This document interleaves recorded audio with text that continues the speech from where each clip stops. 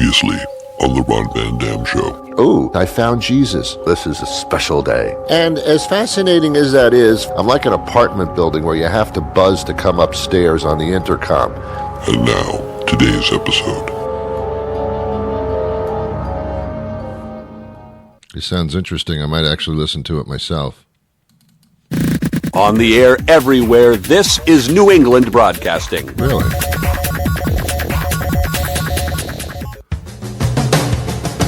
Good morning, good afternoon, good evening, good night. It's the Ron Van Dam Show. Thank you. Hold on tight, things can get a bit weird, if you like that sort of thing.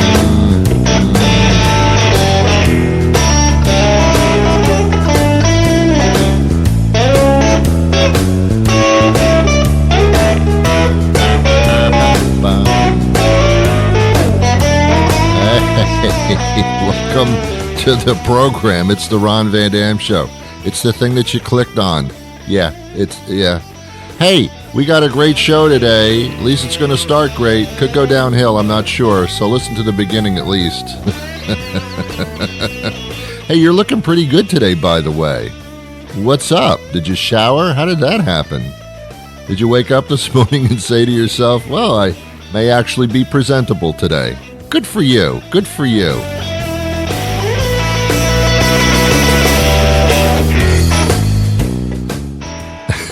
Did you ever go to Walmart? It's the place everybody goes where they don't care what they look like. It's true. They don't have mirrors in that place. Because if they did, people would freak themselves out. Really? Is that what I look like? Oh my God, I gotta get out of here. Yeah. People wear pajama pants to Walmart. I've talked about that before so many times. They don't even care about putting clothes on. They just go. They get out of bed. They don't comb their hair. They just drive to Walmart, and there's a gathering of them. It's amazing. I've told you before, if I'm out during the day and I want to go to Walmart, I have to go home and change into my worst clothes first so that I can fit in.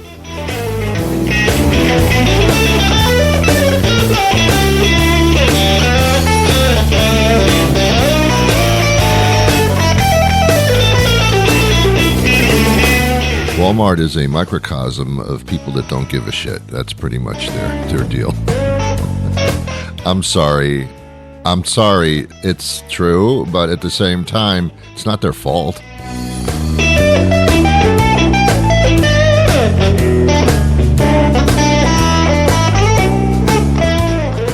I don't know which Walmart you go to. The one I go to, if I see one of the Walmart people there, and I'm trying to find an item, I say, where are the pillows? Can you tell me what aisle the pillows are in?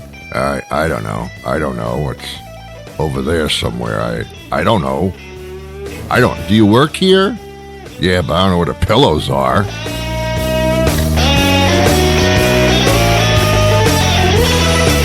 Where are the checkout lanes? I wanna check out. Where do I go for? Where are the checkout lanes? The store is so big. I don't know where they are. They're somewhere here. Look toward the front door, I guess. I don't know. Well, do you work here? Yeah, but I don't know where the checkout lanes are.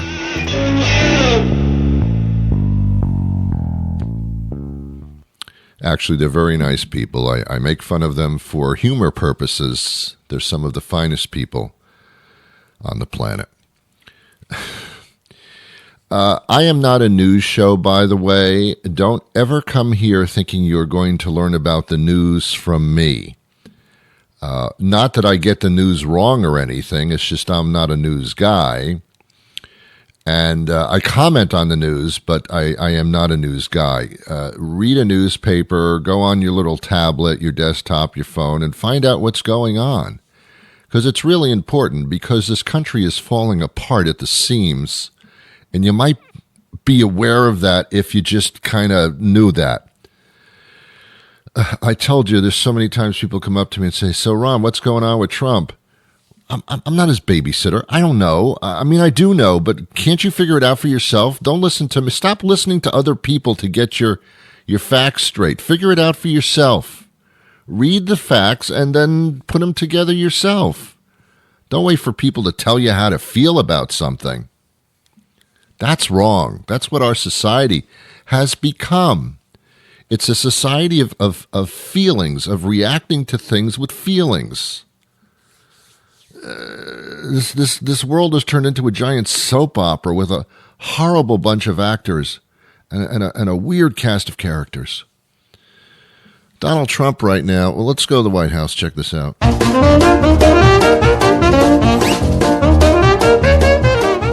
Suffice to say, Donald Trump is in a whole peck of trouble again. But every time he gets in trouble and you think he's going to be booted out of the White House with a gigantic rubber boot, he somehow always escapes it. And I don't know how this is. This time, he sent his personal attorney, Rudy Giuliani, to the Ukraine to expressly ask for the Ukraine to help Trump out in finding dirt on Joe Biden. That's the Democratic candidate that Trump is most nervous about. Because Trump knows if he loses the election, he's going right to jail. It's like a bad Monopoly card. So he sent Rudy Giuliani to Ukraine to speak to the prime minister, whoever you call the head of that place, and said, here's the deal.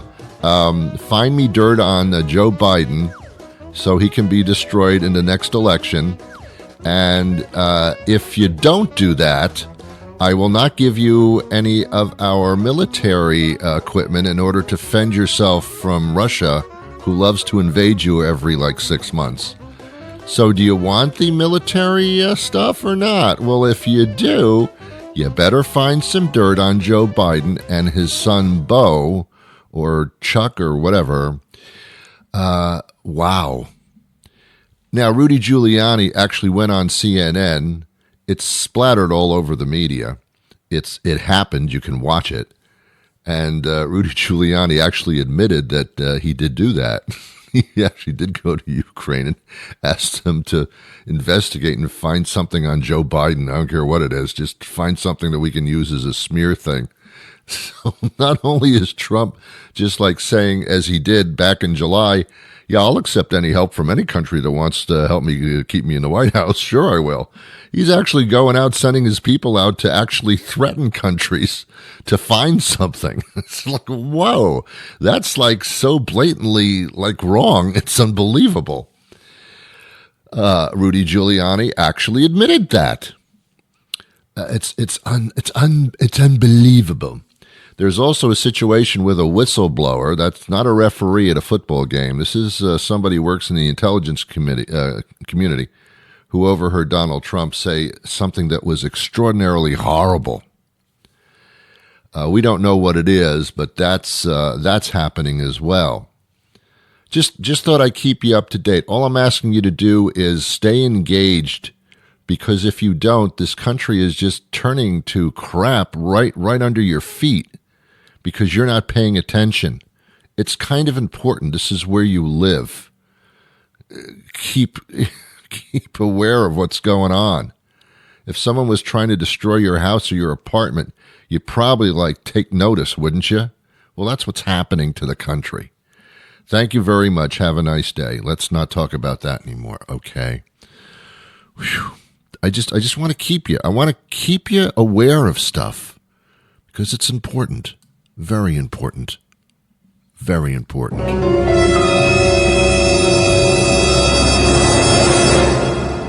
Thank you. This public service announcement, I'm serious, man. I mean, get with it. Get with it. Start finding out what's going on around you. It's important stuff. You have no idea how important it is. You have no idea. You have no idea. I do. We're all being treated like kids. Step back so our circle's a little bit bigger and you have some more room. Had enough, have you? Okay, Daniel. Just put it on the tray and then come and join us. Feet apart, everybody. Come on. Down to your toes we go. Come on, kids. Look up into the sky. Let's do exercises like the kids we are. Come on. Was it raining at your house this morning? Let's see if we can chase the rain away then. Okay, all Ready, right. please, Mr. Music? Let's go, Mr. Music. You ready? Stretch up. Come on. A few clouds over there, I think. I think a few black so. ones over there. Hey, watch it. Bend and stretch right up.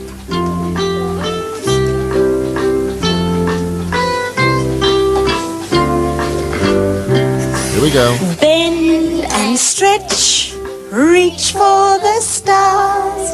There goes Jupiter, here comes Mars. Come on, bend and stretch. Bend and stretch. There you go. Reach for the sky. Nice. Stand on tippy-toe, oh so high. The 3 sweetest words in podcasting? Ron Van Dam. Wow. Gave myself a little erection saying that one.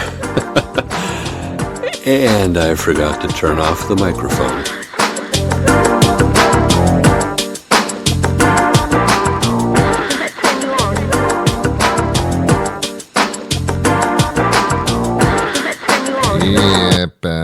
Yeah, there you go.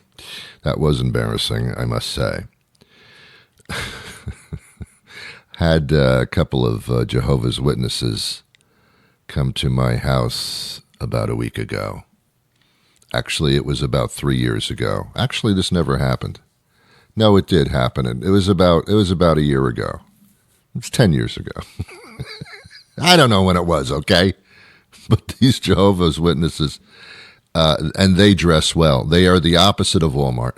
They were dressed perfectly, like they were like not only going to church, they were the church. They were dressed really, really nicely.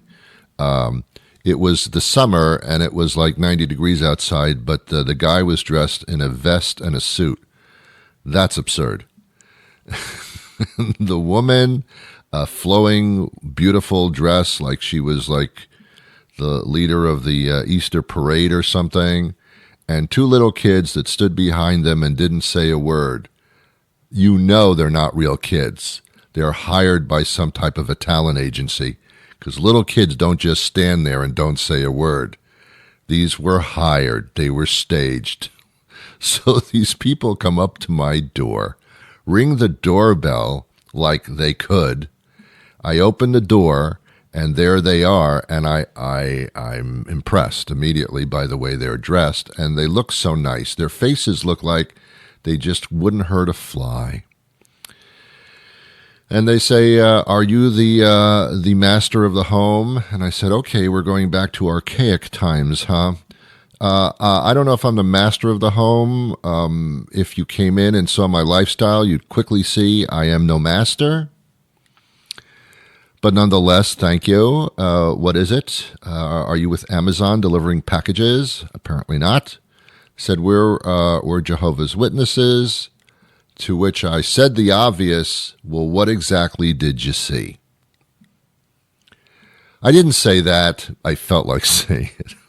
Anyway, they wanted to save me, and I said, well, thank you very much. I don't really need to be saved. I don't even know what that means.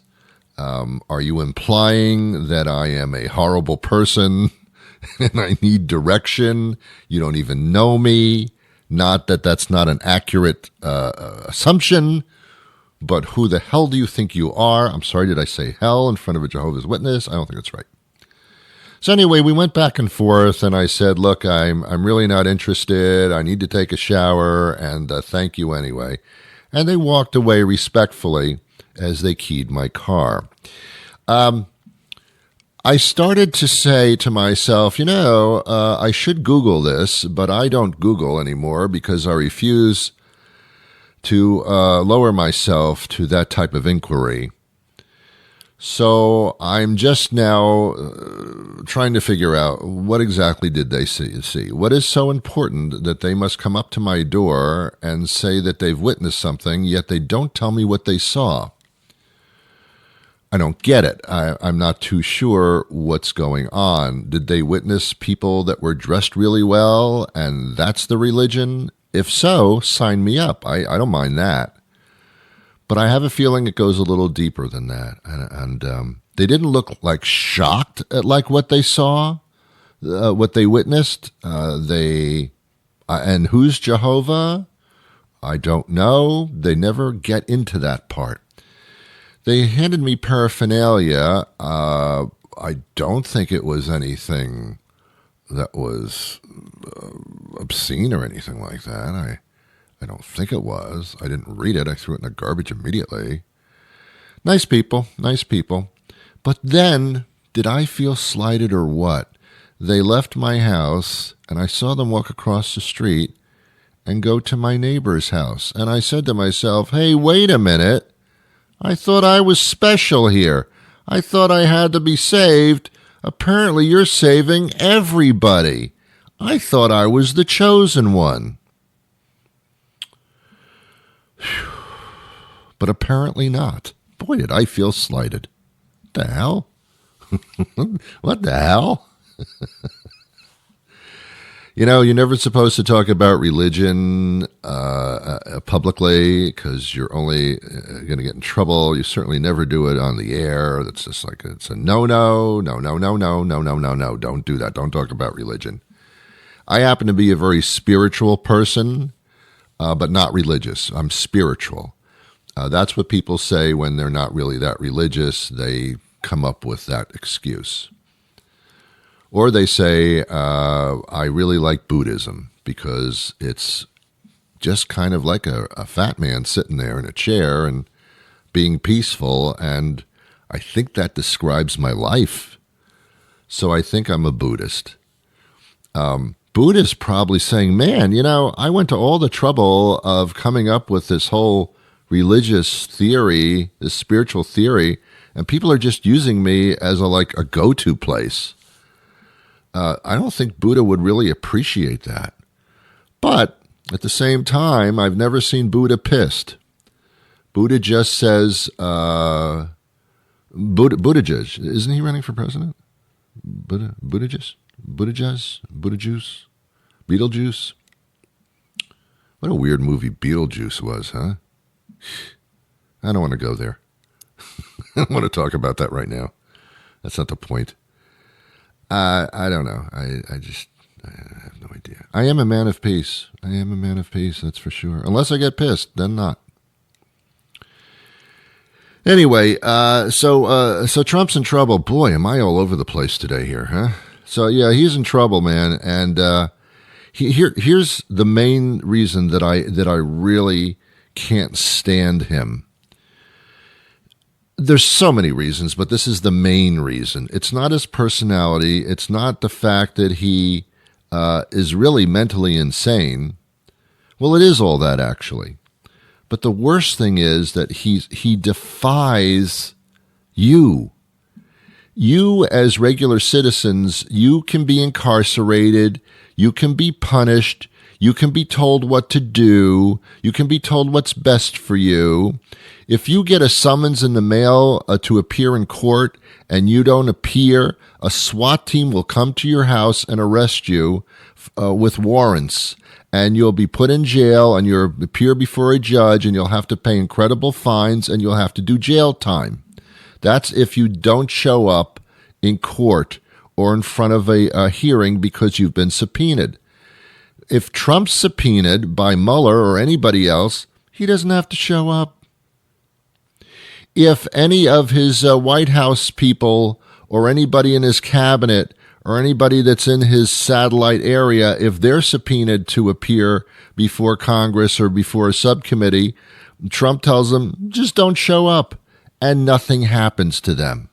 They are all above the law because the president says so. I thought that in this country, nobody is above the law. That's what made me feel comfortable. Whether you're the president or some slug living in a garbage can, and I mean that tastefully, we're all treated the same, or we should be, because that's what America is. No one is above the law. I've come to find out Trump is above the law. You can't indict him. You can't arrest him. And apparently he feels he doesn't have to show up for anything that he doesn't want to. You've just given a man with a power-hungry head an extra sandwich. You've made him so powerful and so abusive that you can't do anything about it until he's kicked out of office by votes. This is a scary thing, kids. It has nothing to do with his policies. It has to do with him as a human being, because he ain't one. He's above the law, And we created this monster, or at least you did. Not you. No, I'm not pointing at you. I'm talking to, no, that person next to you. No, behind you. That's what I'm pointing to. Not you. I'm sorry. Again, not a news show, just opinion. And everybody's opinion is respected equally. Unless you're Trump and you cross his path, then you're destroyed. He's like a bad video game, man. He just destroys people. We should have, when we went back to watching the show The Apprentice, we should have taken a hint from that. The man's nuts. The man sits behind a desk in a big suit and strange colored skin and stupid hair, and he sits there and he just points at people and says, "You're fired. I don't like the way you do things. You're fired." And we voted him into office, into the White House. What were we thinking? Hillary, it's your fault. And you gotta wonder.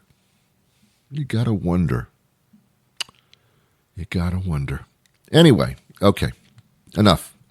Stop it. Our guest today is stupendous, a humorous guy, but at the same time, he kind of has a theory that I have for life, that you don't have to live by the rules. Now, Trump really should. This is for everybody but Trump. You don't have to live by the rules. Just own whoever you are, as long as you're a good person, and stop trying to please other people. That's what this is all about. And we're going to speak to our guest, and you'll find it fascinating. I'm telling you, you will, therefore you shall. But first, this little public service announcement that I think kind of fits. Are you aware that 1 in every 7 Americans is in desperate need of a dope slap? Studies show that every 17 seconds in America, someone writes, says, or does something so incredibly stupid that they deserve to be slapped, and you can help. If someone you know commits an act of boneheaded stupidity, simply extend your hand with the palm facing to the side, draw your arm back, and deliver a sharp, solid blow straight across their forehead. It's called a dope slap. It only takes a moment to perform, but the lesson can last a lifetime.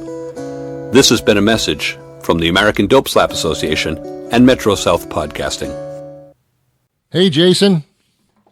Hey, Ron, how's it going? I'm going great. How you doing? Jason Zook joins us. He's a crazy author, man. I try. Yeah. The book is called Own Your Weird. It's a fascinating read, and it's an oddly effective way for finding happiness in work, life, and love. Jason, you know what you did was you kind of wrote a Bible for existing in a social world.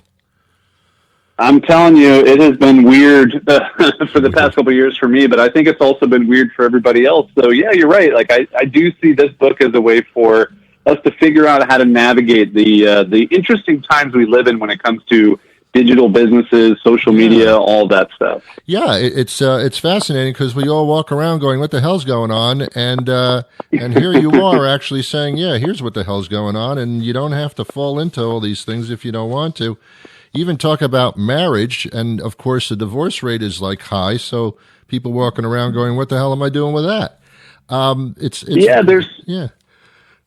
There's a lot to be said for. Not a lot of people tell us how to manage our relationships, right. Our love life. Mm-hmm. And I'm not saying that I wrote a book about how to do all those things, but I think I've had some interesting perspective. I come from a family of multiple divorces, like many people, and you find yourself in some interesting situations, and you don't know how to kind of break out of that, but then also how to feel like you have your own identity outside of your family. So I really try and explore some of those things, as well as obviously all the business stuff that I've done over the years too. Yeah, it kind of, I think everybody can relate to at least some facet of the book by saying, yeah, I was thinking that stuff too, but nobody ever really brought that up before. I just thought that's the way it's supposed to be, so I left it at that. And I think your theme here is that nothing's the way it has to be, it's the way you want it to be. Yeah, and that is one of the first lines in the book, is the way things have always been done is not the way things have to be done. Yeah. And I see that as something you can apply to all aspects of your life, how you get out of debt, how you build a blueprint for your own life that makes you feel like you're living a happy life that matters to you, and just lots of other areas in life that I think we all just kind of fall into habits or fall into certain different paths. And we should question those things. We should challenge those things. We should figure out what really matters to us. Yeah, I mean, I've thought the same way you do in doing this show, where you observe things in every nook and cranny to the point where it drives you nuts.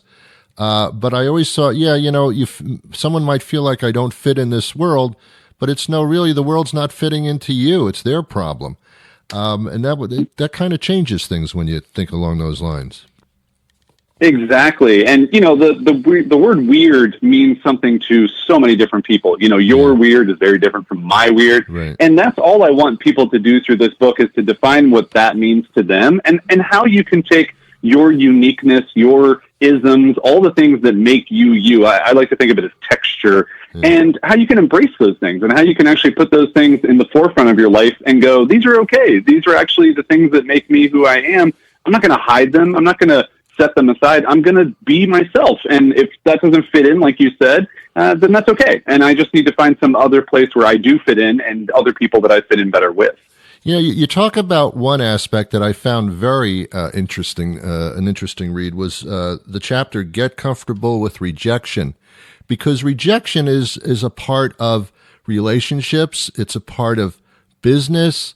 It's a part of owning things. It kind of enters into everything. It's rejection that seems to get us confused and point us in weird directions.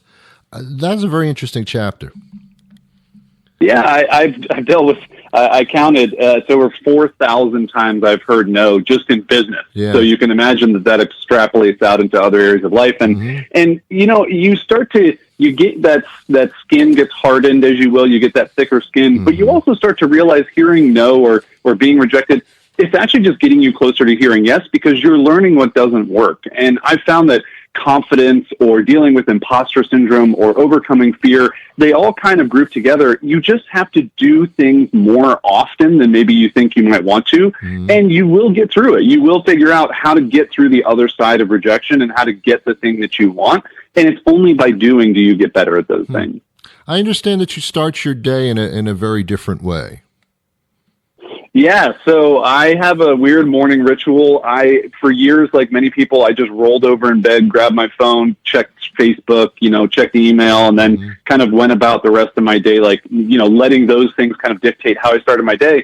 And I realized that there was a negative ripple effect to doing that, and to letting these things dictate how I started my day. And so I actually just forced myself a couple years ago to not look at my phone. Cool. And I would go and make a pot of coffee, actually just like a cup of coffee for myself, and do a hand pour over coffee. So it took 5 to 10 minutes. And I know for some people, maybe they don't want to take that long to make coffee. You can take less time if you want. Yeah.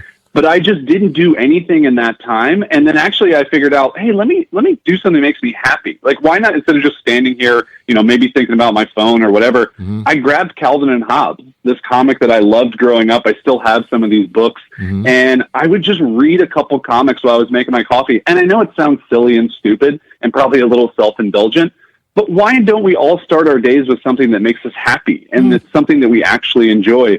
And so for a long time, this was my morning ritual. I would get up, I would make a handcrafted cup of coffee, I would read Calvin and Hobbes comics every day. And the ripple effect of that positivity, as opposed to, what's going on in the news, or what's going on in my email inbox that I forgot about, or I didn't get something done on time.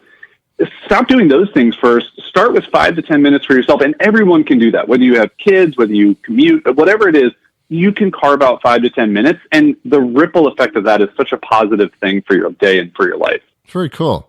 Social media has changed everything. I don't know how old you are, but there comes a point where social media is just introducing a lot of stuff into your brain and into the way you live, the way you react to things, and harnessing social media is, I guess, a way of making you happy and more in control, because that's like a rejection machine. It's an over-commenting machine. And before there was social media, things were a little bit more comfortable, I got to tell you.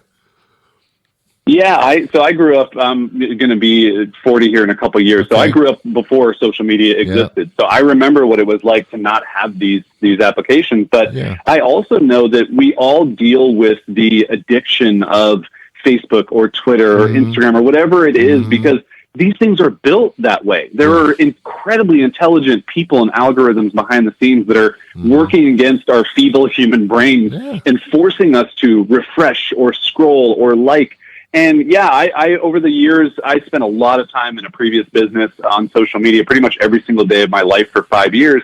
And I finally realized it was not a good thing to do. And so I started doing these social media detoxes, Ron, and they have been some of the best things I've ever done. I take 30 days. I delete the apps off my phone. I know people might be gasping when they hear that, but I just completely log out of all these sites. And for 30 days, I just hard reset. And it feels really uncomfortable for the first couple of weeks, but I got to tell you, that time is some of the time I come up with my best ideas. I feel the most energized. I feel that the happiest that I am. And, you know, for the most of us, I don't think any of us want to quit social media completely, because it does afford us a lot of great connections. But taking those detoxes, man, those things are so powerful. It's like detoxing your body every once in a while. Absolutely. Yeah. It's called Own Your Own Weird, an oddly effective way for finding happiness in work, life, and love. Jason Zook. How do we follow you, Jason? Yeah, I run a website. I actually have a business with my wife called Wandering Aimfully. So if you feel like you've listened to this little interview and you're like, oh, this guy seems kind of interesting, you can check out wanderingaimfully.com. And you can also get Own Your Weird wherever books are sold. So you can find it on Amazon, Barnes & Noble, your local bookstore might have it, but it's online everywhere. Super easy to find. You can Google it. We're all Googling things these days, so I don't think we have to tell people a URL anymore. But yeah, wanderingaimfully.com or Own Your Weird on any book retailer. I love that people still say www. It's kind of like, come on, grow up. Jason Zook, you can also Google Jason Zook, and it'll bring you all kinds of great stuff. Own Your Own Weird. Own Your Weird. And it's fantastic. I do recommend it. Thank you so much for your time today, Jason. Thanks, Ron. Appreciate it. Take care. Well, there you have it for today, ladies and gentlemen. We're done. Stick a fork in me, I'm done. Yeah, it's an old phrase that nobody really uses anymore except for me, apparently. Have yourself a wonderful day. It is what you make of it. And make it a wonderful day. I'll be back with you the next time a weekday rolls around. Until then, I wish you peace.